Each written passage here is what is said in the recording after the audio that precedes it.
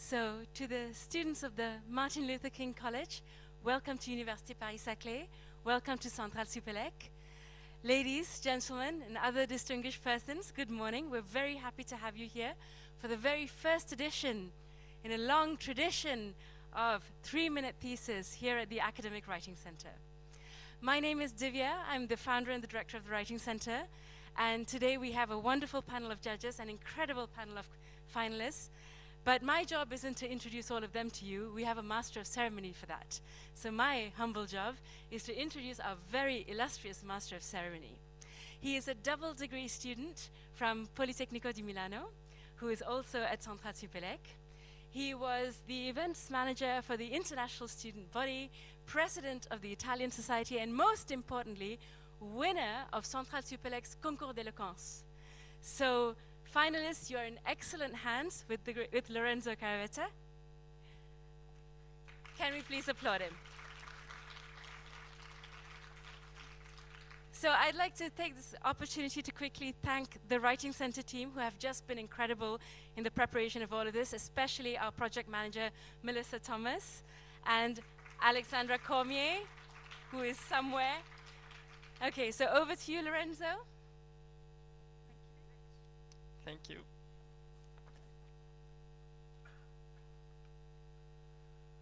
Welcome, everybody.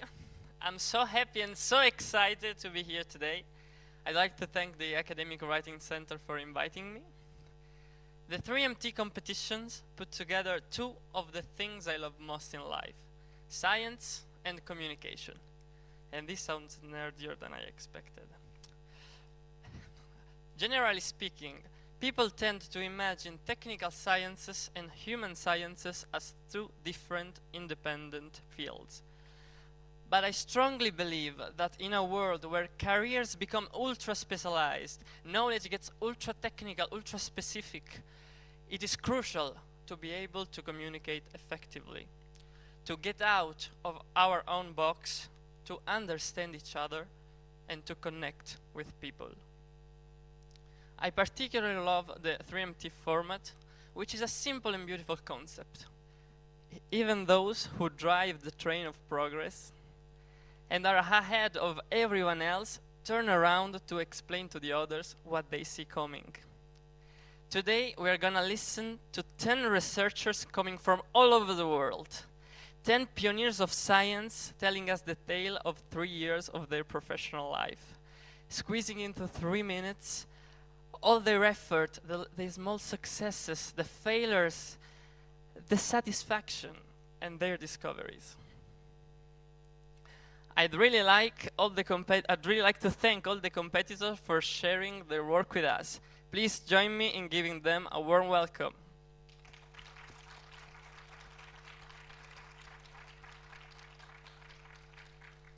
Congratulations for being here. Having you in the final means that you already learned a lot about scientific communication and public speaking in general. For me, my public speaking experience in the Concours d'Eloquence was the most fun, thrilling, and satisfying challenge I had in Centrale Supélec, especially because I had to hand a speech in a language that was not mine. And that's the case for most of you today. During my final speech, I felt like I didn't share just some of my ideas, but a whole piece of myself, as you are about to do. But let's not forget that this is a competition, so for those in the public who came here to see some blood, let's see the rules of the fight. The PhD students are going to be judged on 2 main points. First, how clearly does their speech explain the content of their research? Why is it important? What did they achieve? How did they manage? What is the impact of the research on us all? Secondly, how well do they convey this information to us, no specialist, mere mortals? How engaging is their communication? How captivating is their speech? And how well do they grab our attention? The competitors are allowed to use 1 slide, just one, as a support of their speech if they find it suitable. Finally, any competitor exceeding the time of 3 minutes is immediately disqualified. No mercy. Even 2 seconds longer and all the work of 3 years become ruthlessly worthless. No pressure about that. We are honored to have today an esteemed panel of judges, whose evaluation will help determine our winner and our runner-up. Our judges are experienced professionals who have mastered the skill of communication in their career, and therefore they understand, recognize, and appreciate the work and effort you have put to get here. Please join me in giving a warm welcome to our judges. Mohamed Nafal Razal, Associate Professor, Institut Chimie Physique at Université Paris-Saclay. Nicolas Malik, Physics Professor at Central Supélec. Julie MacDonald, Student International Mobility Specialist and Lecturer in English Studies and Popular Culture at Central Supélec. Dulcis in fundo, Elodie Fourcade, Head of Administration, Université Paris-Saclay.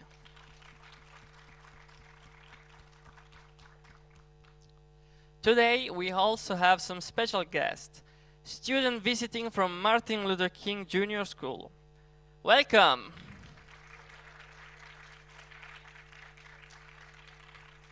You will also be judges. Your votes will help determine the People's Choice Award winner.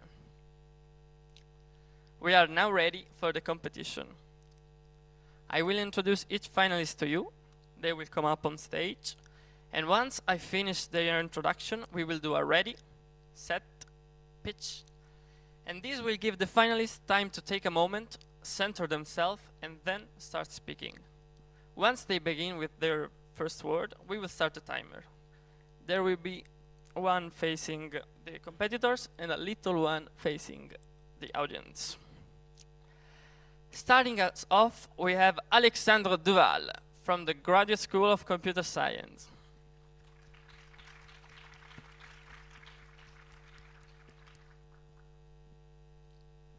Alexandre is doing a PhD in artificial intelligence because he really wants to exploit the new technologies to contribute to society. When he's not trying to save the environment, he's busy cheering for PSG and Kylian Mbappé. He could have even become a professional football player, but eventually his mom said no.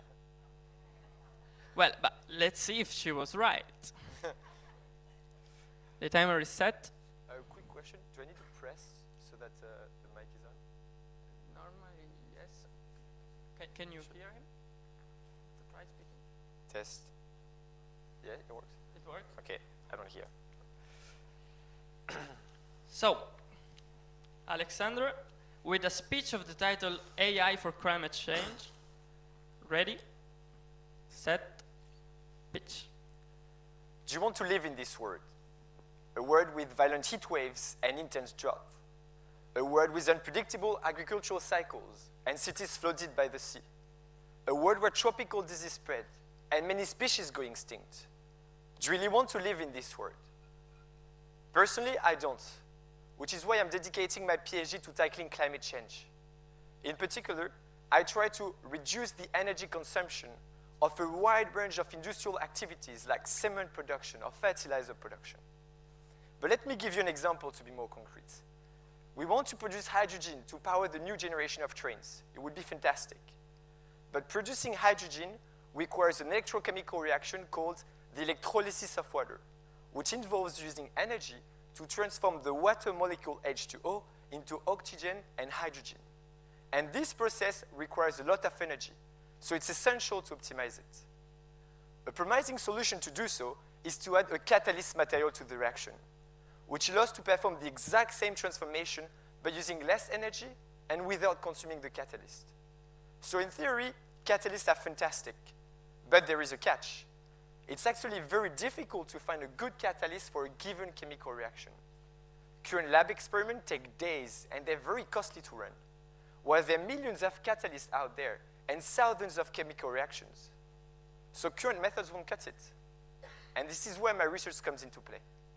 My PhD thesis is about teaching a machine learning model to predict how good a given catalyst is for a single chemical reaction. So in practice, I designed a graph neural network machine learning model. I embedded it with the laws of physics, and I trained it on a huge data sets created by chemists based on years of research. In the end, I can predict in seconds instead of days how good a catalyst is for a given chemical reaction.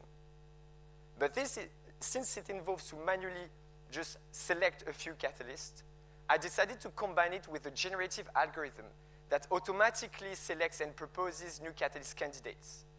As a result, I can test many possibilities in hours and send the most promising results to lab for real-world experiments. Ultimately, I hope my work will revolutionize the industry sector, allowing to perform the same transformation but using less energy, therefore reducing worldwide carbon emissions. But this is me. This is what I'm doing. The real question now is, do you want to live in this world? And if you don't, what can you do at your scale to live in the better one? Thank you.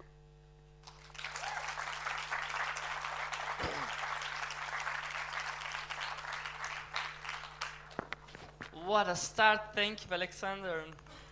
Well, I don't have much to tell apart from, moms know better. So it's just the way it works. So, in the meantime, the judges will take some seconds to write down their thoughts. As you imagine, listening the speech and evaluating at the same time, so require a little bit of extra time. So, in the beginning, I will talk a little about the 3MT competition. Well, the 3 Minute Thesis celebrate exciting research conducted by PhD students. It was developed by the University of Queensland, and this exercise cultivates students' academic presentation and research communication skills. 3MT is now a globally recognized competition. In 2011, over 900 institutions all across more than 80 countries are holding a 3MT event.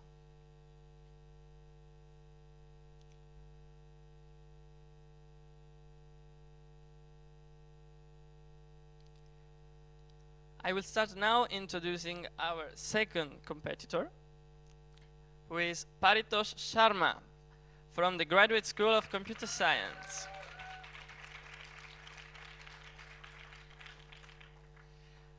Paritosh's research work focused on the synthesis of sign languages. He did his master's at the Université Grenoble-Alpes, France, and his passion is to study about virtual humans.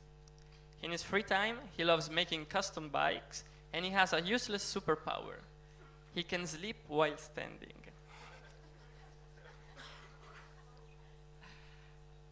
So, with a speech, sign language synthesis, Paritosh. Ready, set, pitch. Okay, raise your hands if you can understand this sign. Okay, I see only 4 hands there, 5th hand here.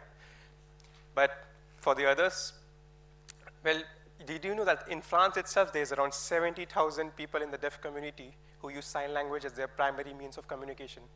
Now, do you also know that for those 70,000 people, we only have 5,000 interpreters who allow communication between them and us? But what if we had this super smart interpreter in your mobile phones, which could generate sign language, something like that?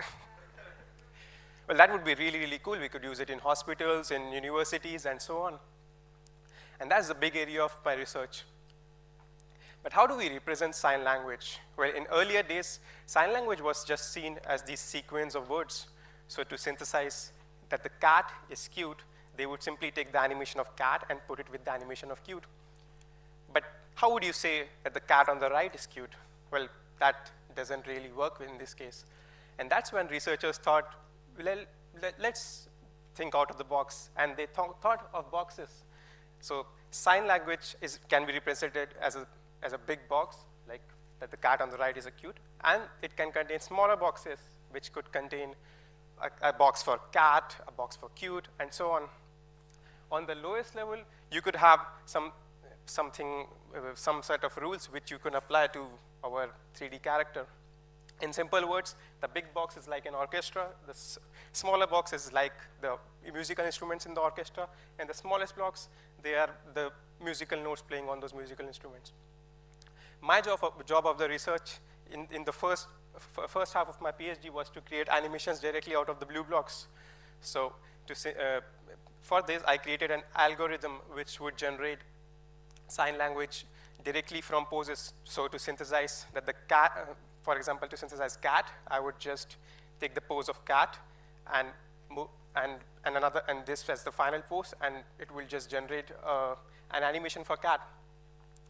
Another part of my PhD was to create new rules for these blue blocks. For example, the rule morph, which would allow you to create a better shape of the fingers and the hands by saying bend the finger halfway or bend it fully, etc., etc. In future, I aim to make those big blocks smarter and smarter, so you can create sign language directly from it, and you don't have to get all the way till here. It is similar to how an orchestra sounds way more natural as a whole compared to a bunch of musical clips stacked together. So in future, if you ever see an avatar like that in your mobile phones, please remember this research. And until then, you can use this sign to say hello or thank you, and this sign for clapping. Thank you.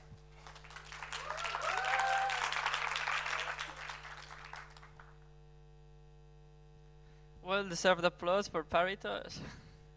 Thank you for your speech. So again, I'm gonna leave some seconds to our judges to write down their thoughts. And I'm gonna tell you about the idea behind 3 Minute Thesis. Why 3 minutes? Well, the idea came about at a time where the state of Queensland was suffering severe drought. To conserve water, residents were encouraged to time their showers. Many people had a little 3-timer egg, and they had it fixed to their wall in the bathroom. And the dean of UK, which is University of Queensland graduate school, at the time put 2 and 2 together, and the idea of the 3MT competition was born. As simple as that. So, I'm gonna introduce our third competitor, Manar Amer, from the Graduate School of Physics.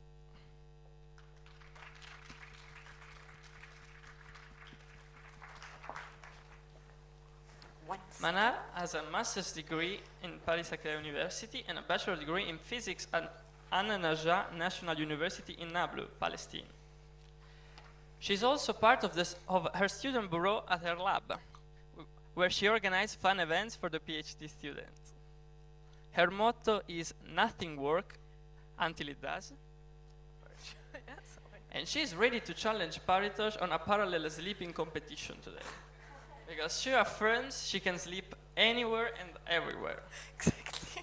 So we know what to do at the next break. Exactly.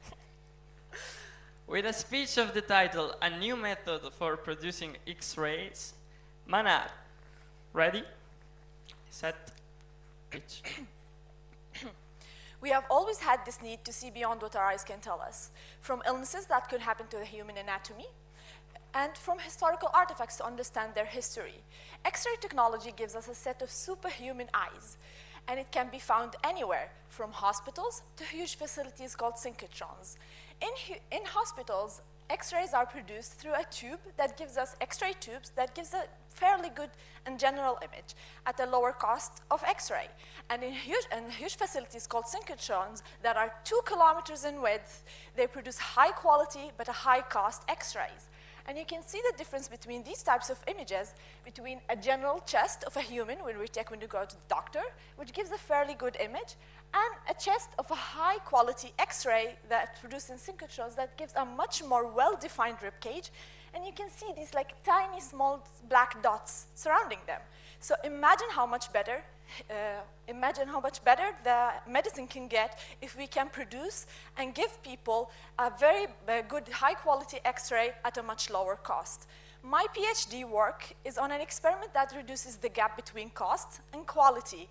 And to do that, we need to understand first what happens when an electron meets a photon. You can think of an electron as a part of an atom that is negatively charged, and you can think of a photon as just a beam of light. So I create an environment where both of them move at a very high speed, and then I crash them into each other. But unlike a car crash, I want my photons to survive. And you know what? These photons are my X-rays. My research work is on preparing these photons to survive the crash. So I have to do first two things. I have to capture them, and then I have to keep them for a very long time until the crash happens. And in order to do that, first, I direct my photons into a box. But this box has a special thing.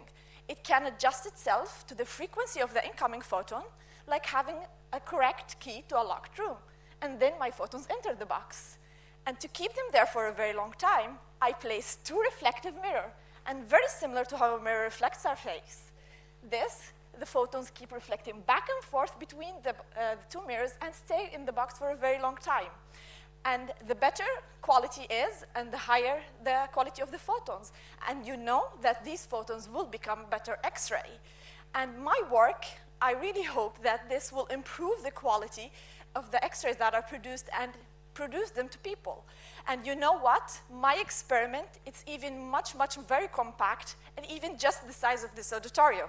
Imagine that. So it can be placed anywhere, from hospitals and universities, and even museums like the Louvre. So I really hope this will improve this new method of production X-ray to produce it to all the people. And thank you.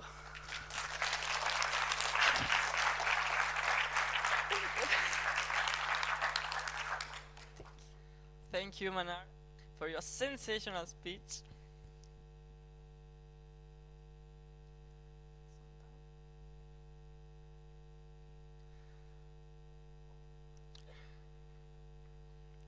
We keep taking some seconds for our judges to fill out their.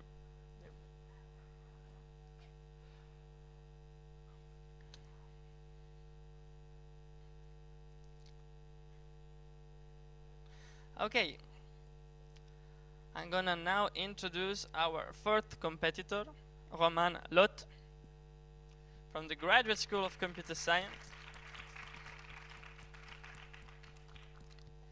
Roman is a student in applied maths and computer science in the medical field of immunology. He studies solid organ transplants at the Hôpital Saint-Louis, and he is a lecturer at Central Supélec. He graduated from École Centrale Paris, now Central Supélec. He holds a master in bioinformatics from Paris Sud, now Paris-Saclay, and an international diploma in mechanical engineering from Imperial College London. Fun fact, in his free time, he is a collector of Air Jordan sneakers.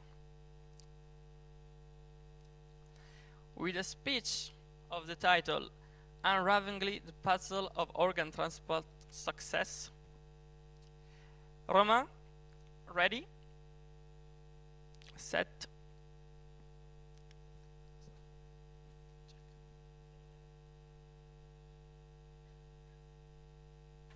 Hi. Oh, okay, sorry. So, ready, Yeah. set, pitch. So the day may arrive when you'll need new lungs, a new heart, or new kidneys. And although you might get a replacement one, which is pretty cool, we don't always know how to predict if the transplant will fail. And so that's what I've devoted my PhD in mathematics and computer science to kind of help solving that mystery. So you see, our bodies have an amazing thing, which is called the immune system, and that can fight off almost every foreign invader. That's what the blue shield in front of the lady represents. But this super cool immune system has some problems sometimes, and especially for organ transplants, because in that case, the foreign invader is saving our life, and we don't really want to fight it off. So we have to sort of sneak around the immune system, which is what the grey arrow represents. And you may ask, how does that work in practice? In practice, we can look at it like matching blood types. You can either be A, B, or O when it comes to blood groups. But when it comes to organ transplants, it's roughly the same, except there's like 30,000 groups. So the likelihood of you finding someone in the same group as you is just super low. So we have to understand what groups are compatible and what groups aren't. So what did I do in practice? With the help of DNA analysis, statistics, and machine learning, I was able to look at previous transplants, so the ones that succeeded, the ones that kind of did, and the ones that did not. And with this analysis, I was able to identify factors to predict in advance if matching organ donor A with organ recipient B would yield high or low chances of rejection. Secondly, I've automated the quite tedious analysis that biologists currently do by hand. So instead of having let them look at a computer screen, we have computer algorithms doing everything automatingly.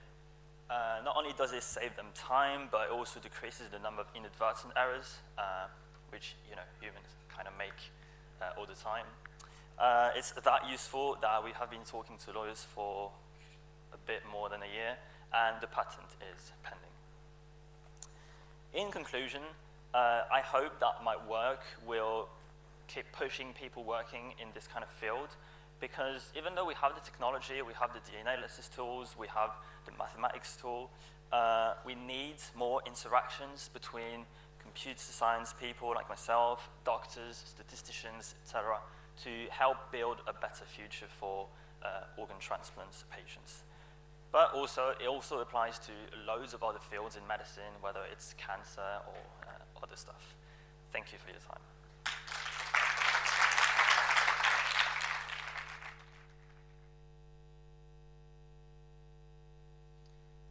Thank you, Roman.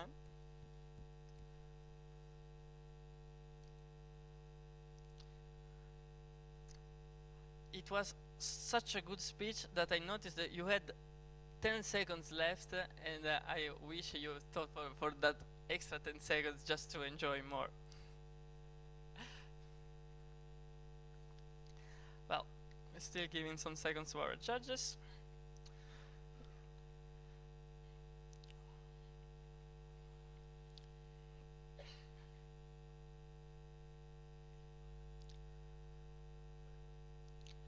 I'm gonna now introduce our fifth candidate.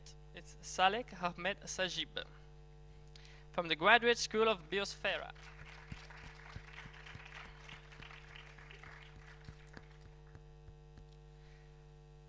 Salek is a PhD student at the team Metabo Actions of the EPS2. He completed his bachelor's and master's in biotechnology in the University of Rajshahi, Bangladesh, followed by another master's in plant science at Université Paris-Saclay. The only thing Salek would change about his career is that he hasn't won a Nobel Prize yet. He also couldn't live without watching football, especially when he knows Lionel Messi is playing.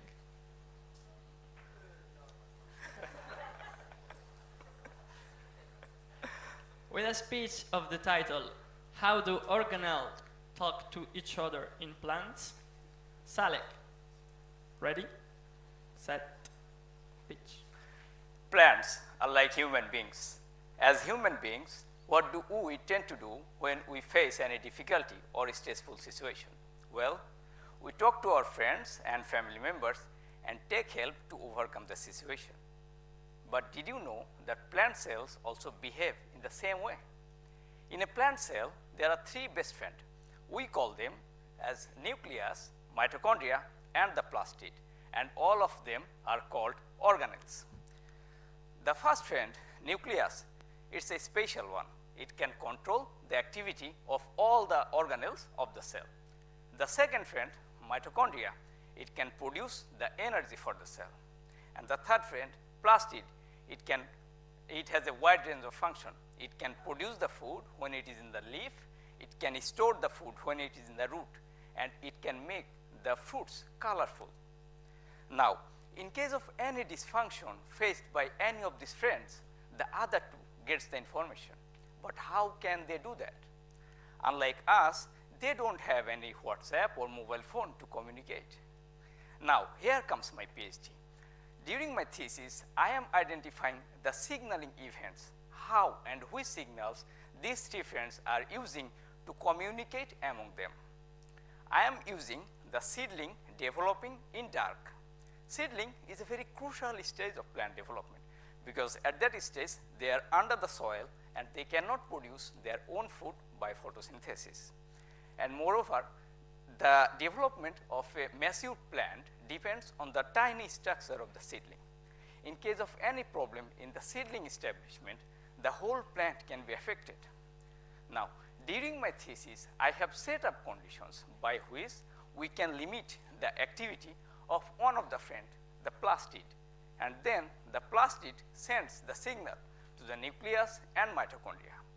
Recently, I identified that plastid use signaling molecule ROS or reactive oxygen species, and this signaling and communication ultimately changes the structure of the seedling from the left to the right, which means that the seedling is feeling stress. Now, if we can understand the whole mechanism of communication, we can use them to make the seedling better and stronger, so that even under climate change issues, flooding or drought, we will have a seedling coming through the soil which is strong, and from that strong seedling we will have a strong plant, and from that strong plant we will have more food for our world. And thus, I believe understanding the friendship among the organelles will help for the sustainable food production in the future. Thank you.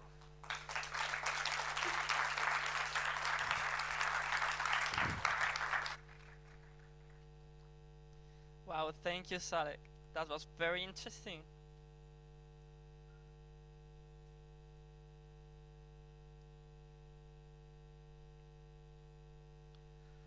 Always giving some seconds to our judges.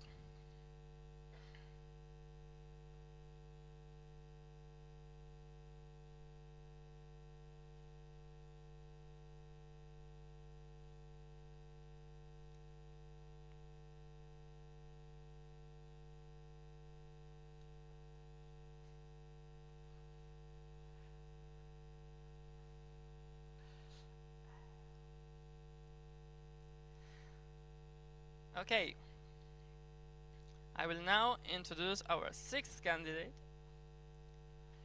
Giancarlo, from the Graduate School of Computer Science.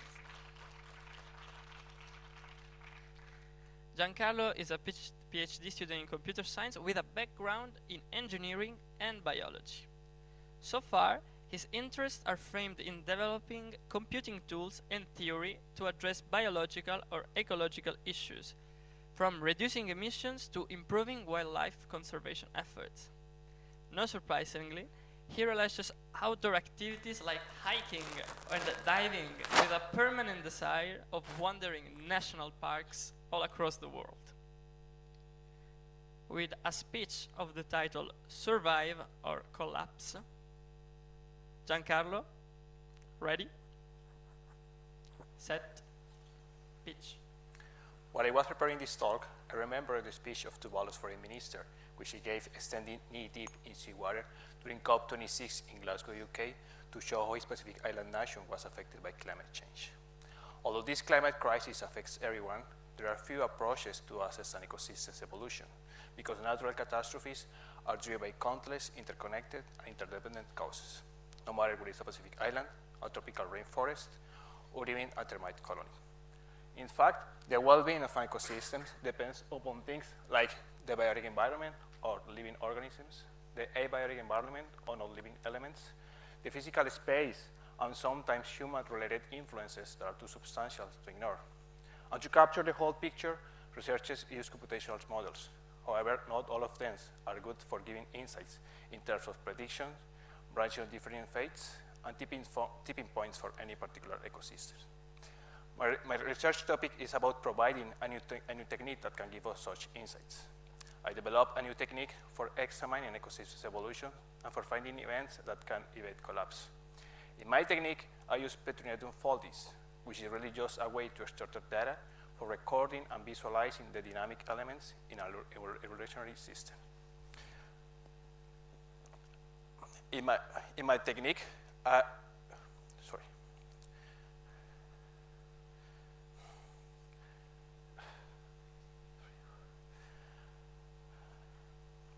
But Trinomial unfoldings are also very helpful when picking the conditions that prompt bad events. In other words, the pathways on ecosystem don't fall.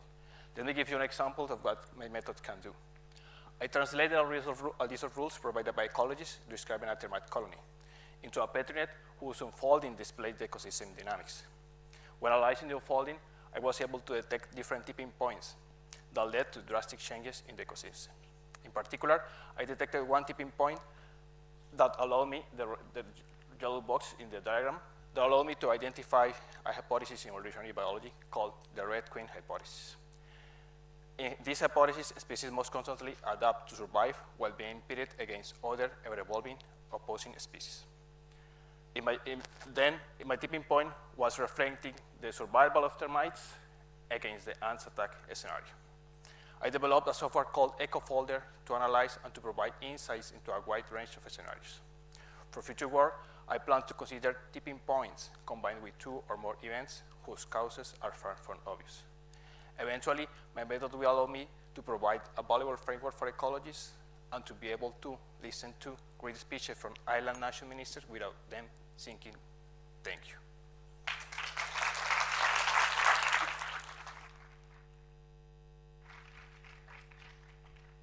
Well-deserved applause for you.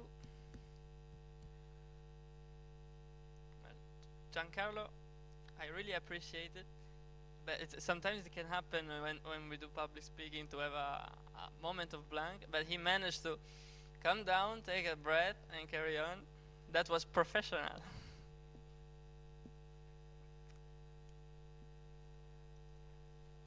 Wow. Giving as always some seconds to our judges.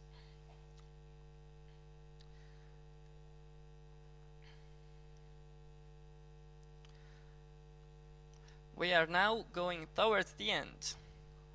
Our next and 7th speaker is Amandine Aslan from the Graduate School of Engineering Systems and Science.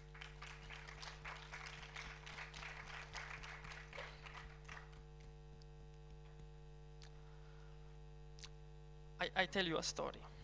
When Amandine was a kid, the deterioration of concrete was a big issue on her father's dairy farm. So she wanted to work on issues related to concrete durability. Well, she is clearly someone that doesn't like to complain about problems and just take action. So without any further ado, there she is, with a speech of the title, Chloride, Diffusion and Corrosion. Amandine, ready, set, pitch. We live in a world of reinforced concrete structures. Houses, buildings, bridges, which are mostly constructed with reinforced concrete. This concrete can be cracked, and in this way, chloride can enter inside. You may say, what are chlorides? When it's cold outside, de-icing salt can be put on the road. They contain chlorides. When you are by the seaside and you breathe in the sea air, it also contains chlorides.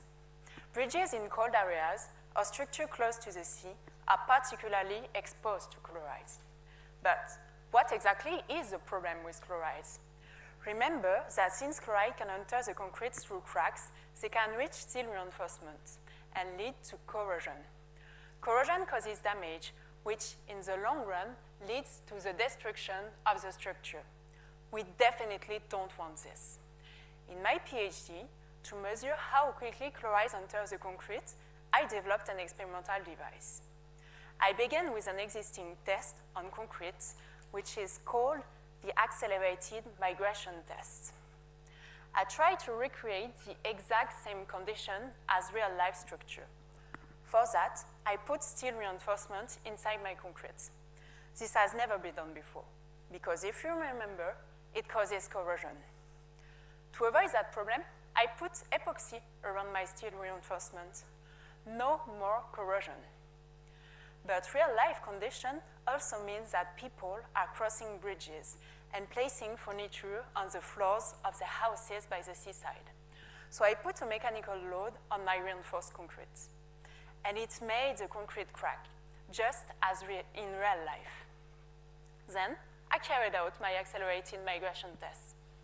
What I've seen is, the larger the crack, so quicker chlorides enter inside. You may say, logical. And you would be right, but the accelerated migration test actually allows me to quantify how quickly. Also, in a zone where there is no visible crack, chlorides enter faster than in concrete without mechanical load. It means even if we are not able to see the crack, there is a risk of corrosion, and this is important to know. I also developed an existing numerical model allowing to link invisible cracks, visible ones, and chloride diffusion. I compare results from this model to my experimental results. Then I took these results to improve the setting of my model. Now I can predict how long chlorides will take to reach steel reinforcement in my experimental specimen. And if I had a bigger computer, I could do the same for big real structure. So now, maybe you think about chlorides next time you go to the sea or cross a bridge.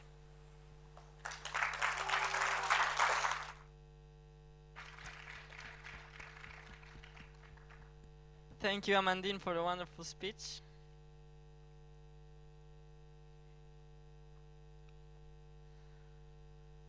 We are now going towards the end.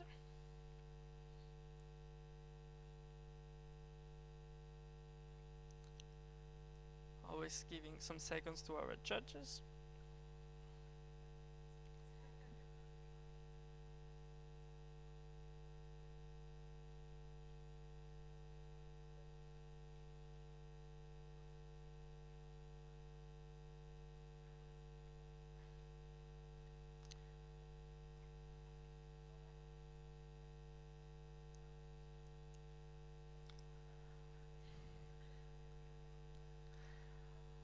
Our next and 8th competitor will be Tanatep Leongkongtum from the Graduate School of Biosphere. Tanatep was born and got his degree in Thailand, and he really loves Thai food. I cannot do any spoiler, but he hopes that his work will help it to make it even better. However, he confesses that he has way less tolerance to spicy food than the average Thai person. He's also a big fan of the Japanese manga One Piece.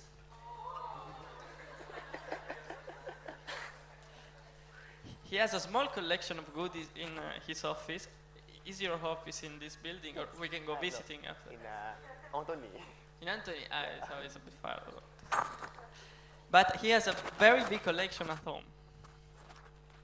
So, with a speech of the title, Food Transport in a Box with Ice Packs, Tanatep, ready? Yes. Set. Hello. Pitch. In our daily life, we have some things that need to be kept cool, like meat, dairy, or fruit. And keeping these things cool when you take them from the stove to your fridge is important. Because if you're like most people, you may just put this item in a normal shopping bag. But why shouldn't we do this? Well, because the quality and safety of these foods go bad when they become warm. And if you're from a tropical climate like myself, sometimes when we go shopping, we take a cooler, which is a foam box with ice packs. And this box can keep the food cold, but it's not perfect. The studies show that the temperature can still be very high. And there's no standard guideline on how to best use of this cooler. So people tend to randomly place their food and their ice packs inside. So a lot of food is lost and wasted. And this is where my PhD research comes in. In order to develop the guideline on how to best use the cooler, first, we need to understand what really happens on the inside. So I measure temperature change each time the box was filled with ice packs. But the problem is, the box can never be fully packed because the food can be unusually shaped. So there's still a gap inside. And the gaps mean that the air can flow and affect the food. So I had to observe how the air moves inside the box as well. Next, I would like to figure out what would be the best possible placement of the food and the ice packs. But based on the previous research and from my experience, there are so many possibilities on how to design the box, how to place the food, and how to position the ice packs. and it would take far too long to make an experiment for every single possibilities. So I take the measurement of the temperature and the airflow and put them into a computer program to simulate all the possibilities.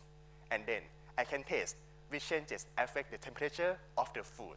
And from the temperature, I can predict the quality and safety changes as well. For example, when I take the whole pack on one side, the hottest zone is at the top corner. So you either get this food like to your home quickly, or you will even consume it before it goes bad. And the knowledge gaining from my research, it can be definitely important to develop the guideline on how to transport the food in a foam box with ice packs. And not only can my research be used by the manufacturer to better design the boxes for the transport, and so there's the less food loss and food waste, but it can be used by you, the public. Just think of me, next time you want an ice cream for a picnic, just take the cooler to the store and not placed at the corner of the box. Thank you.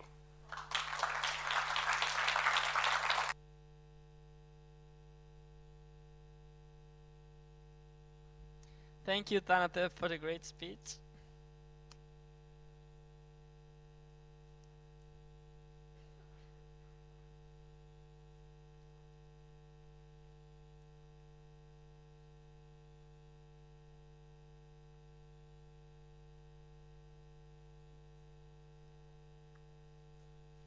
As always, we give some seconds to our judges.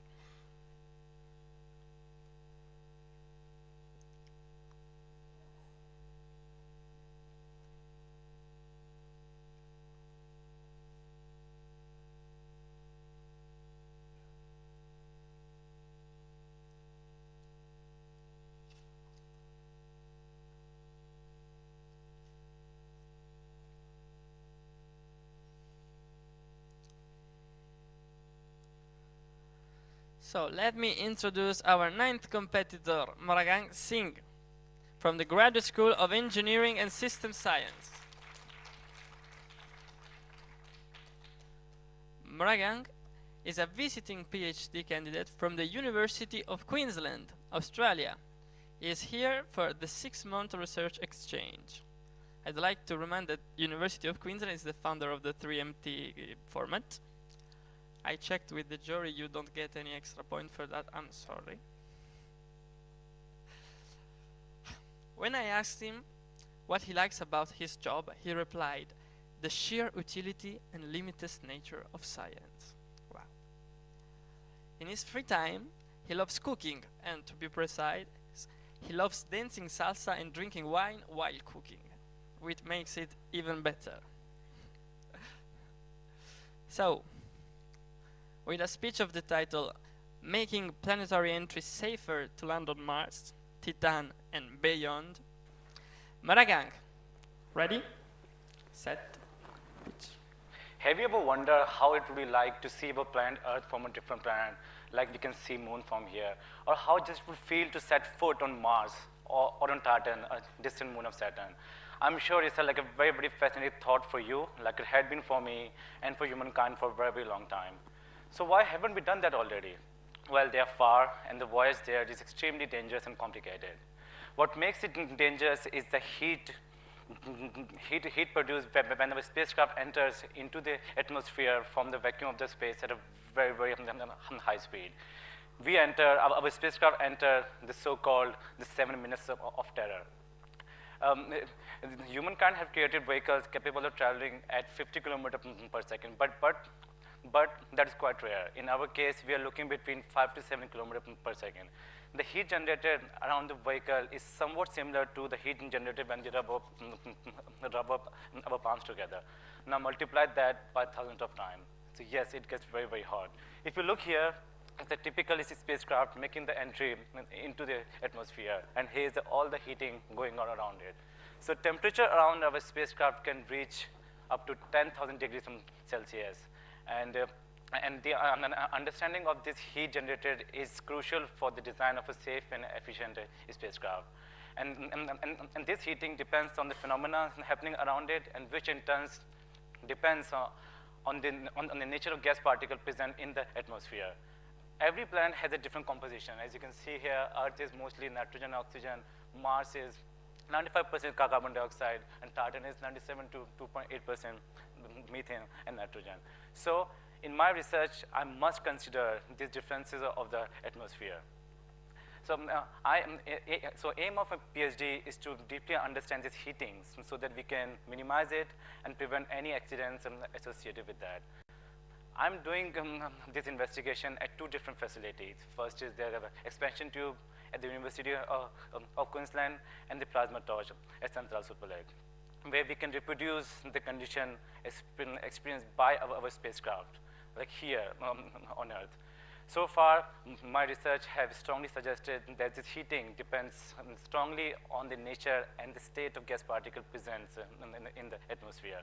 I hope my research contributes towards the design of a safe and efficient spacecraft so that one day in the near future, you and me can reach for the stars and set foot on Mars. Thank you.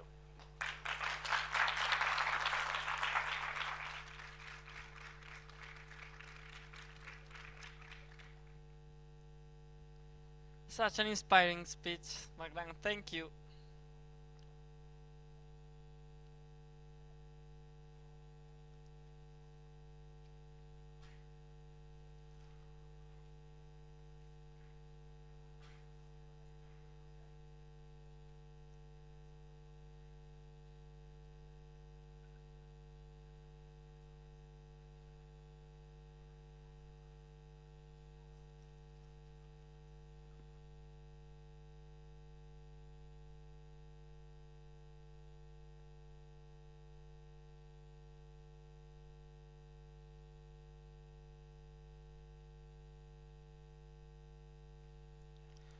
Giving some seconds to our judges.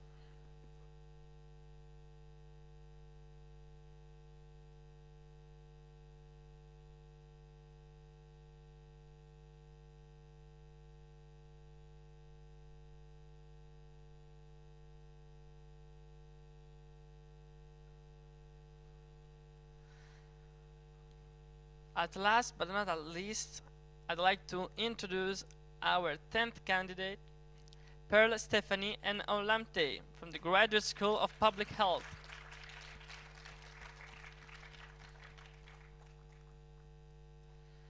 During her bachelor's degree in archaeology and political science, she developed an interest in human remains, which led her to pursue a master's in archaeology, certificate courses in forensic and archaeology and anthropology, paleopathology, and now a PhD in medical anthropology. So, from a spark to passion, she intends to broaden her horizon and share this passion with the world. She also loves children, horses, and she's passionate about humanitarian acts. With a speech of the title, Beyond Bones, the Human Skeleton as a Mirror of Life. Pearl, ready, set, pitch. Take some time to go back to that page or interview where you had to write or talk about your life story. In other words, your biography. Now, what if I told you you could tell your story and even more after death? Now, you might be wondering how, but this is possible from your bones. In the quest to understand human behavior, Ghanaian archaeologists mostly use materials like ceramics, seashells, etc. But who tells your story better than yourself? So that's me, exploring the scientific aspect of a skeleton. That's one of 25 individuals for whom no medical or social records probably exist. My work is partly centered on the concept of osteobiography, meaning that, just like a mirror, the skeleton of these individuals reflects their life story, including their sex, age, health, activity, etc. Now, compared to what you'd usually write in your CVs as your biography, which we call textual biographies, osteobiographies are less biased and reveal about 90% more detailed and reliable information about the individuals they represent. Wow, incredible, isn't it? To determine their sex and age, I observed and measured specific traits on their skull and on their pelvis. Then I scored the degree of prominence against standard measurements. Interestingly, some diseases leave traces on the bone, so I predicted their health by examining abnormal skeletal traits. For example, your dental diseases can determine your oral health, but unfortunately, I will know if you had poor oral hygiene or have been eating too much sweets. But you don't have to worry, I won't say a word to anybody, I promise your bones. Now what's more, my methods help determine the trauma these individuals experienced from fracture marks on their bone and the activities they engaged in from changes at muscle attachment points. But not only that, did you know your skeleton records the food you eat and any exposure to industrial pollutants like lead, arsenic, or mercury? For the food they ate, I analyzed elements like stable carbon and nitrogen in their bones and teeth. And for the latter, I used X-ray fluorescence analysis. Now, my research contributes to the better understanding of past and present populations and allows epidemiologists to trace the evolution of disease over time in order to propose better caring public health solutions. Now, finally, there's a lot we can understand without words about you, your family, culture, or country to holistically appreciate humanity. So from now on, look at the human skeleton not as an object, but as a mirror of life. Thank you.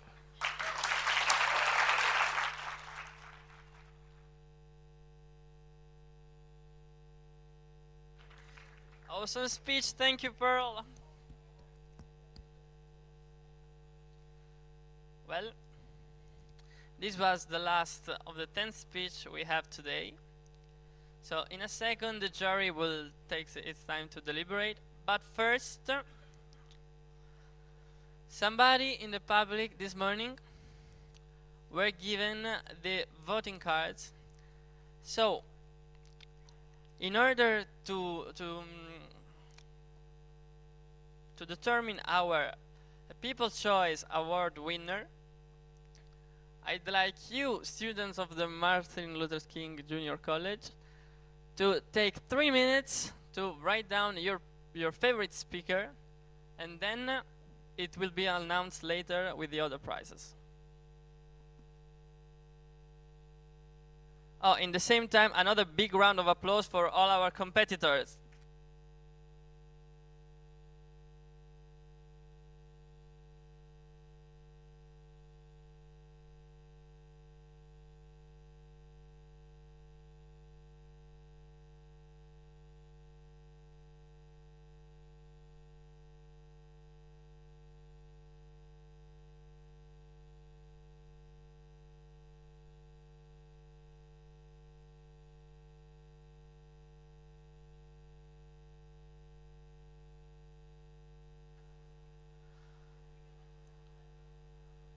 So, according to the theme of the competition, when I said 3 minutes, I actually meant 3 minutes. So I started a timer, and it's actually at 2 minutes 20 now. So, fast, fast, fast, fast.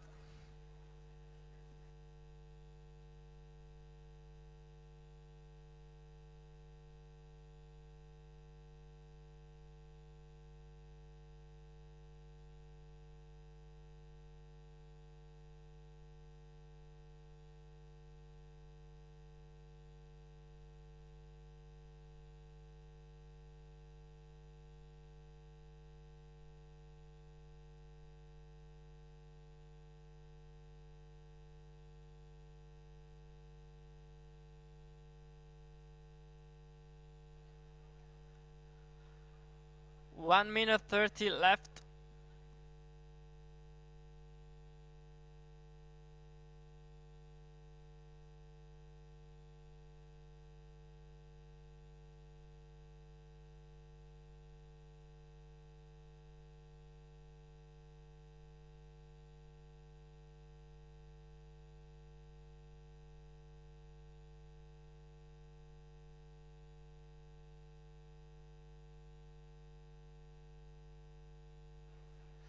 One minute left.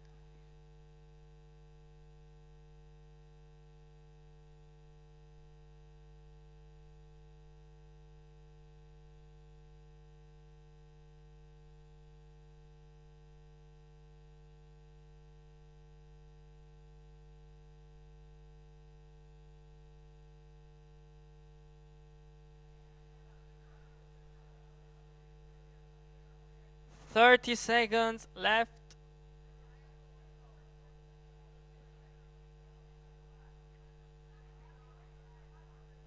Somebody knows where are Paritosh and Manar, because I would like to do the sleeping competition now.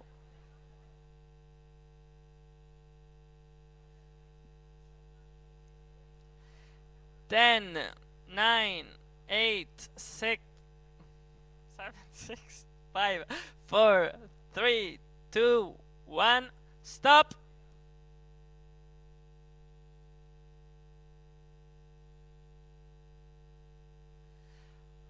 Okay, we are collecting now the ballots.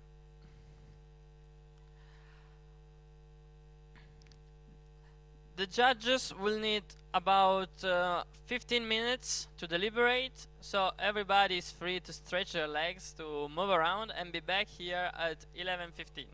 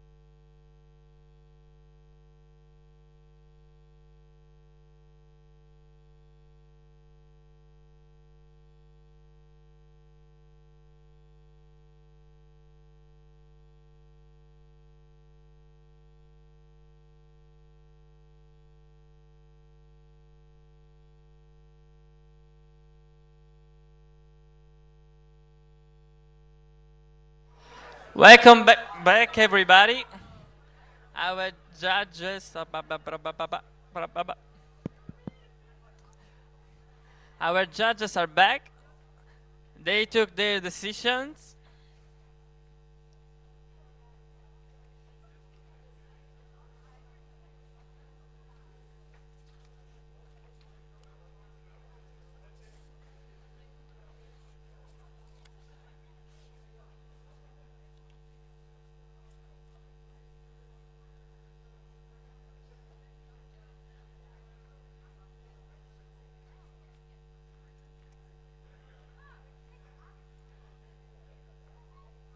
I'm gonna call on stage all the judges and a representative of the student.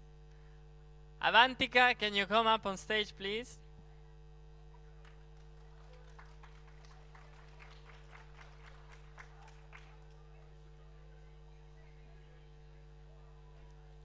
So our judges are gonna give a general feedback, a summary of the performance, and then they will announce the 3 prizes: the winner, the runner-up, and the People's Choice Award. I'm gonna hand this. First the runner-up, yes. Yeah, so I will give some general feedback, and I want to start with a big thank to all of the candidates. You were able to, yeah.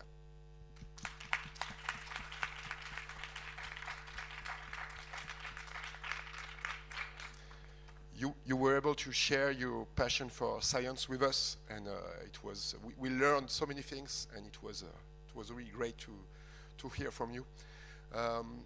Also, I want to say that the jury was the important thing for us was also when you were able to share with us your very specific contribution, your own and personal contribution to your field. And to conclude, you were also able to give us some hope for the future, and in those days, it's not a small thing. So thank you very much for that.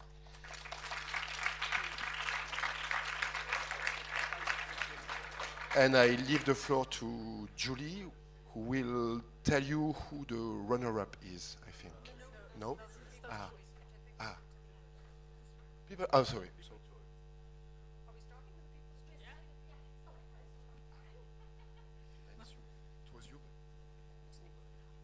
Well, I know it's a cliche. We always say how the jury and the judges really struggle to come to a decision, and I now know for a fact that that's true. But luckily, I didn't have to decide on the People's Choice. We left that to our brilliant young people from the Martin Luther King College, and their spokesperson, Avantika, is going to tell you who has won the People's Choice. First off, I'd like to open on the behalf of the 3e or 9th grade SIB from the Collège Martin Luther King. Thank you so much for having us. This has been a brilliant opportunity for us to observe all of you research scholars. And most of us are still at the phase of our life where we're trying to decide what we'd like to do for the future. And listening to so many people who know so much about a certain subject, it really broadens and opens our horizons as to what we could do. So thank you so much for that.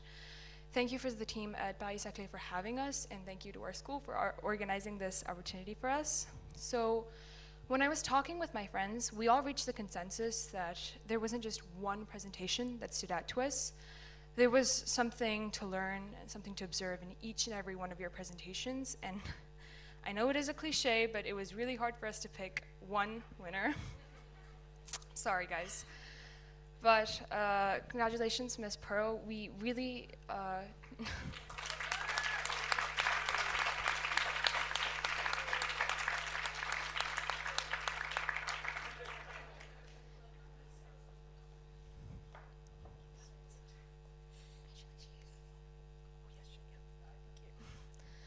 and of course, as I said, all the presentations were amazing, but we really, as I said, we're 9th graders. It was quite easy to follow your presentation, and it was just a very interesting subject for us too. So once again, thank you for this opportunity, and congratulations.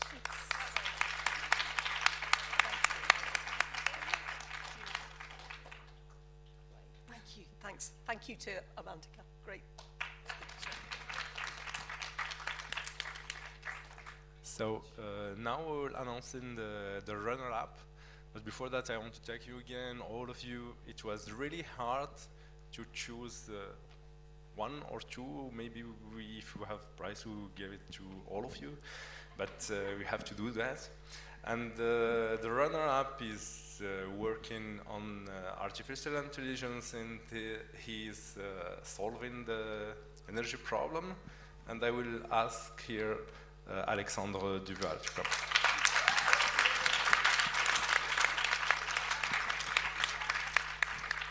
Congratulations. Thank you very much to all of you.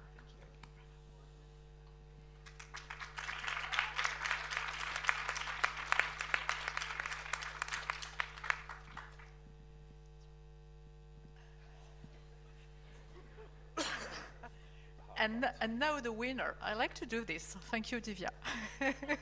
So the winner was a candidate, maybe he, maybe she, which we particularly appreciated the very clear presentation of the scientific background. We totally understood what was the personal contribution of the candidate, and we totally understood what the issues of his or her wishes was. And so we were fully convinced, and personally, as a non-scientist, I felt a little bit more, intelligent for a second.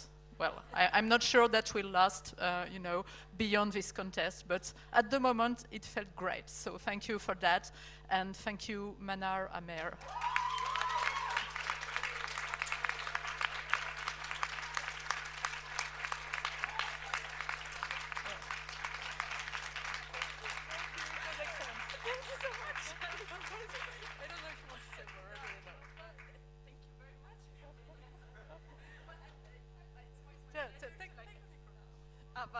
That was very surprising, yeah, and thank you everyone for this very amazing opportunity, and it was my pleasure to that was actually a challenge for my research work, because I have so much technical work, and I tried to really explain it to general people, which is quite a challenge for us, and I am really thankful that the point was reached, so I'm really thankful for that.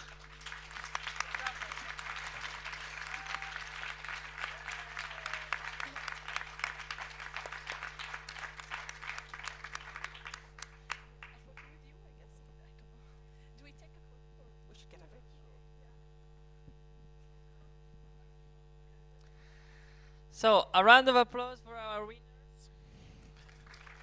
We're gonna take some pictures now. So, if Alexandra and Pearl want to go up on stage.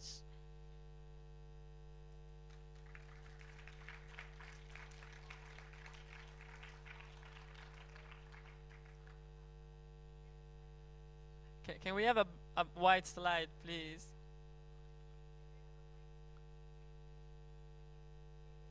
It works.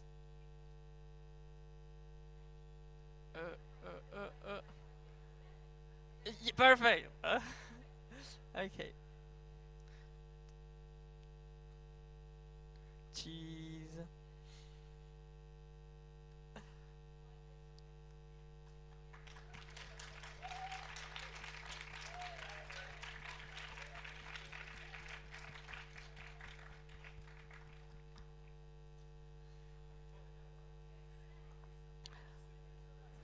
Thank you again. I'd like to thank the judges for being here today. I'd like to thank our finalists, the Heroes Association who is filming the event, the Academic Writing Center for organizing all this, the Pôle Pédagogie for helping us. And I'd like to thank also the students from the Martin Luther King Jr. College for coming here today. Thank you again. Have a nice day.